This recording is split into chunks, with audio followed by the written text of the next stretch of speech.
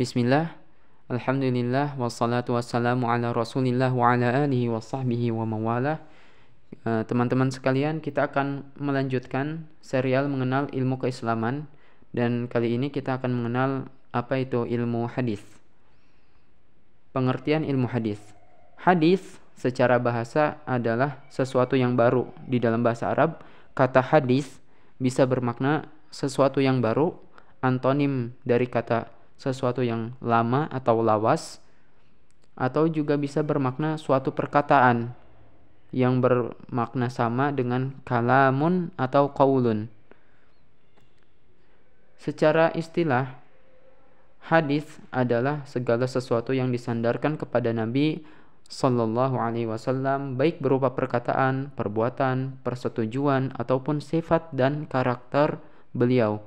Jadi ilmu hadis adalah ilmu mengenai segala sesuatu yang disandarkan kepada Nabi Sallallahu Alaihi Wasallam. Kemudian keutamaan ilmu hadis. Ilmu hadis memiliki banyak keutamaan. Salah satunya adalah kita dapat mengikuti perintah dan menjauhi larangan Nabi Muhammad Sallallahu Alaihi Wasallam. Nabi Muhammad Sallallahu Alaihi Wasallam juga telah bersabda bahwa orang yang mempelajari hadis maka akan elok wajahnya atau indah, bersinar. Nadharallahu mra'an dalam suatu hadis. Allah akan menyinari atau mengindahkan wajah seseorang yang mendengar perkataanku. Kemudian dia sampaikan kepada yang lainnya sebagaimana dia mendengarnya sebelumnya. Wa rubba muballigin aw amin sami'in. Kata Nabi, betapa banyak orang yang menyampaikan hadis itu, atau orang yang disampaikan kepadanya hadis, dia lebih paham mengenai hadis tersebut daripada orang yang menyampaikannya. Jadi Nabi Muhammad SAW menjelaskan bahwa Allah menjadikan indah wajah seseorang yang dia mendengar suatu hadis dari Nabi Muhammad mengenai sabda beliau, maksudnya. Kemudian setelah mendengar itu dia sampaikan kepada yang lain, yang siapa tahu orang yang dia sampaikan itu dia lebih paham mengenai hadis tersebut daripada dirinya, sehingga hadis tersebut berkembang dan pemahaman yang benar ada, dan tidak hanya sebatas pada dirinya saja gitu hadis tersebut. Jadi itu salah satu keutamaan ilmu hadis, dan keutamaannya masih banyak lagi. Kemudian manfaat ilmu hadis. Apa saja manfaat ilmu hadis? Di sini ada beberapa manfaat yang disebutkan. Yang pertama, mengikuti Nabi Muhammad SAW. Karena jika kita cinta dan ingin mengikuti Nabi Muhammad, maka cara yang tepat dan paling benar adalah mengikuti sunnahnya, mengikuti perkataannya, dan mencontoh apa yang beliau lakukan. Dan itu bisa kita dapatkan ketika kita mempelajari ilmu hadis. Kemudian yang kedua, menjauhi larangannya. Larangan-larangan yang Nabi SAW larang itu berasal dari wahyu. Sebagaimana Allah Ta'ala berfirman di dalam Al-Quran, ma yantiqu anil hawa in huwa illa wahyun yuha, atau semacamnya, saya lupa. Jadi Allah Ta'ala berfirman, Nabi Muhammad SAW tidak pernah berbicara dengan hawa nafsu. In huwa illa wahyun yuha. Apa yang dia katakan tidaklah kecuali hanya wahyu yang diwahyukan. Jadi tidak berasal dari hawa nafsu. Sehingga apa yang beliau perintahkan dan apa yang beliau larang itu berasal dari Allah. Dan juga sebagaimana Nabi SAW bersabda, man ata'ani faqad ata'allah, wa man asani faqad asallah. Barang siapa yang taat kepadaku, maka dia telah taat kepada Allah, dan barang siapa yang durhaka kepadaku, maka dia telah durhaka kepada Allah. Seperti itu di dalam hadis Sahih Bukhari. Kemudian yang ketiga, beribadah dengan benar. Karena cara kita beribadah atau sumber kita melakukan ibadah, yang pertama Al-Quran dan yang kedua hadis Nabi. Kenapa yang kedua hadis Nabi? Karena Nabi Muhammad SAW dialah yang paling paham mengenai Al-Quran, dan kepadanya lah Al-Quran diturunkan, sehingga hadis-hadis Nabi bisa menjadi suatu penjelas bagi Al-Quran dan juga menjadi sumber hukum kedua, tidak hanya sebagai penjelas tapi menjadi sumber hukum kedua juga di dalam Islam setelah Al-Quran. Kemudian mendapatkan syafaat Nabi, karena orang-orang yang mengikuti Nabi lah yang berhak mendapatkan syafaat Nabi. Kemudian yang kelima, kebahagiaan di dunia dan akhirat, karena tidak ada kebahagiaan yang hakiki baik di dunia maupun di akhirat kecuali mengikuti jalan Nabi Muhammad SAW dan para ulama dan pendahulu kita yang juga mengikuti jalan Nabi Muhammad SAW. Kemudian hukum mempelajari ilmu hadis dibagi menjadi dua. Yang pertama fardu ain dan yang kedua fardu kifayah. Dan pembagian ini sama seperti ilmu atau kedua ilmu sebelumnya yang sudah dibahas. Yang pertama fardu ain, yaitu ketika kita mempelajari hadis-hadis yang dengannya ibadah kita menjadi benar, keyakinan kita menjadi benar, akhlak kita baik, itulah yang fardu ain. Adapun yang fardu kifayah adalah rincian dari ilmu-ilmu hadis mengenai hukum-hukum yang mana tidak bisa hukum atau suatu hukum disimpulkan hanya dari satu hadis. Perlu digabungkan dari beberapa hadis, kemudian digabungkan dengan ayat-ayat Al-Quran sehingga menjadi satu kesatuan dan memiliki produk atau hasil dari semua penggabungan tersebut berupa hukum. Jadi kita tidak bisa menghukumi atau menentukan suatu hukum kecuali dengan cara yang benar, dan itu hanya bisa dilakukan oleh para ulama. Jadi itu fardu juga, wajib juga, tapi wajibnya wajib kifayah, fardu kifayah. Jadi sebagai orang awam atau pemula kita tidak diwajibkan hal tersebut, hanya sebagian saja dari penuntut ilmu yang sudah senior dan para ulama. Adapun kita cukup dengan mempelajari yang fardu ain. Kemudian istilah dalam ilmu hadis. Jadi dalam ilmu hadis ada beberapa istilah, dan di sini hanya beberapa istilah saja. Tidak semua istilah ilmu hadis dijelaskan di sini karena akan panjang pembahasannya. Yang pertama ada sanad. Sanad itu rangkaian orang-orang yang meriwayatkan hadis, dan nanti akan ada penjelasannya, atau bisa disebut juga rantai periwayatan hadis, itu disebut sanad. Kemudian yang kedua matan. Matan itu teks hadisnya, teks yang dikatakan oleh Rasulullah atau ujungnya.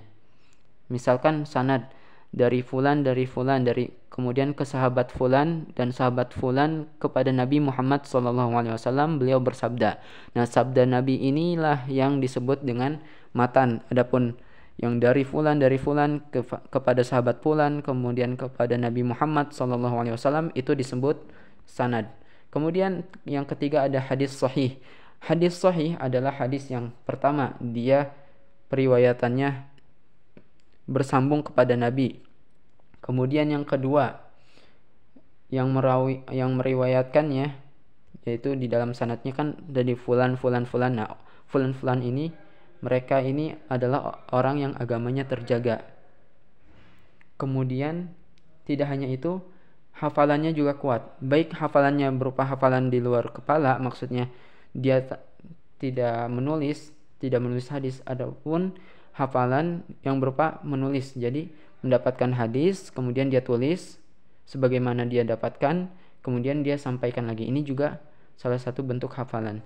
Kemudian tidak hanya itu, hadis sahih dia harus terbebas dari penyakit. Maksud penyakit di sini adalah sesuatu yang dapat merusak keautentikan atau keautentikan suatu hadis.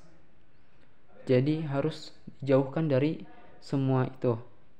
Jadi harus terkumpul padanya perawi yang kuat hafalannya, kemudian sanadnya bersambung sampai kepada Nabi, dan juga perawi ini agamanya terjaga, mereka terbebas dari kefasikan itu. Kemudian hadis sahih, hadis hasan. Hadis hasan juga sama, harus bersambung sanadnya, harus kuat hafalannya, kemudian perawinya juga harus orang-orang yang benar agamanya, kemudian harus terbebas dari kecacatan di dalam hadis dan sebagainya. Insya Allah nanti dijelaskan. Kita hanya menjelaskan secara global saja. Terus apa bedanya dengan hadis sahih? Hadis hasan berbeda dengan hadis sahih di derajat hafalan perawinya. Adapun hadis sahih, perawinya itu memiliki hafalan yang sangat kuat. Adapun hadis hasan, kekuatan hafalan perawinya berada di bawah perawi hadis sahih. Kemudian hadis dhaif. Hadis dhaif adalah hadis yang tidak terkumpul padanya syarat hadis sahih. Misalkan hadis dhaif ini ada yang sanadnya tidak bersambung, kemudian ada yang perawinya tidak kuat hafalannya, lemah, karena dhaif ini kan dalam bahasa Arab artinya lemah gitu. Kemudian juga mungkin ada yang perawinya fasik, agamanya tidak terjaga sehingga diragukan oleh para ulama hadisnya. Kemudian juga ya banyak, misalkan cacat di dalam hadisnya sehingga tidak diterima, kemudian hadisnya menjadi dhaif dan seperti itu. Itu pengertian hadis dhaif. Kemudian hadis qudsi adalah hadis yang Nabi SAW sandarkan kepada Allah. Jadi hadis qudsi adalah hadis yang mana perkataan dan juga maknanya dari Allah Ta'ala. Akan tetapi kita tidak mendapatkan pahala ketika membacanya, berbeda dengan Al-Quran. Jadi hadis qudsi adalah hadis yang berupa firman Allah. Nabi SAW sandarkan kepada Allah langsung, akan tetapi bukan bagian dari Al-Quran, sehingga membacanya tidak dihitung ibadah. Seperti itu. Misalkan ada dalam suatu hadis Nabi SAW bersabda, Allah Ta'ala berfirman. Nah, itu hadis qudsi. Kemudian hadis mutawatir adalah hadis yang diriwayatkan oleh perawi yang banyak di setiap tingkatan sanadnya. Misalkan di tingkatan sahabat diriwayatkan oleh orang yang banyak atau oleh sahabat yang banyak, 70, 18, kemudian lebih dari bilangan tersebut, itu disebut mutawatir, dan harus semua tingkatannya diriwayatkan oleh perawi yang banyak. Kemudian adapun hadis ahad adalah hadis yang diriwayatkan oleh perawi yang sedikit di setiap tingkatannya atau di salah satu tingkatannya. Misalkan hadis innamal a'malu binniyat, segala sesuatu atau segala amal perbuatan tergantung niatnya, itu hanya diriwayatkan oleh oleh Abu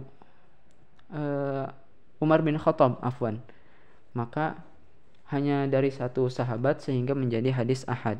Kemudian pada tingkatan tabi'in juga hanya diriwayatkan oleh satu tabi'in sehingga menjadi hadis ahad. Hadis ahad ini tidak sampai derajat mutawatir. Misalkan hadis ini diriwayatkan oleh 1 sampai 6 perawi, itu disebut hadis ahad. Kemudian contoh sanad, matan, dan perawi. Nah, di sini bisa kita lihat dari Abdullah bin Yusuf, dari Malik, dari Abu Zinad, dari Abu Hurairah radhiyallahu anhu. Beliau berkata, Rasulullah SAW bersabda, jika ada anjing minum pada bejana salah seorang dari kalian, maka cucilah bejana tersebut sebanyak 7 kali. Hadis riwayat Bukhari.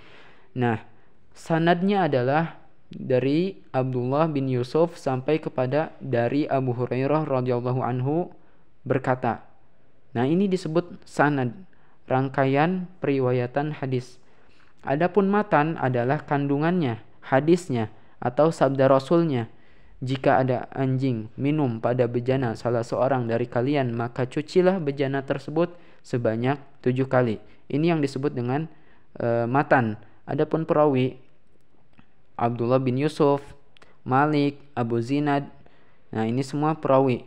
Dan juga di dalam pengistilahan yang lain, perawi itu adalah Imam Bukhari.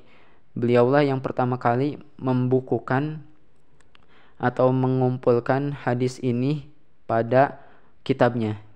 Bukan pertama kali, mungkin yang mengumpulkan sehingga sampai kepada kita saat ini seperti itu. Tidak harus pertama kali. Jadi perawi itu ada Abdullah bin Yusuf, Malik, Abu Zinad, Abu Hurairah, ini disebut perawi, dan Imam Bukhari juga disebut perawi. Dan matanya kita sudah baca tadi dan jelaskan, yang mana sanadnya juga sudah kita jelaskan. Dan inilah video mengenai ilmu hadis. Dan insyaallah video berikutnya mengenai ilmu Al-Quran atau ilmu tafsir. Sekian, jika ada yang kurang difahami bisa ditanyakan langsung di grup atau via Japri lewat admin. Subhanakallahumma wa bihamdik asyhadu an la ilaha illa anta astaghfiruka wa atubu ilaik. Assalamualaikum warahmatullahi wabarakatuh.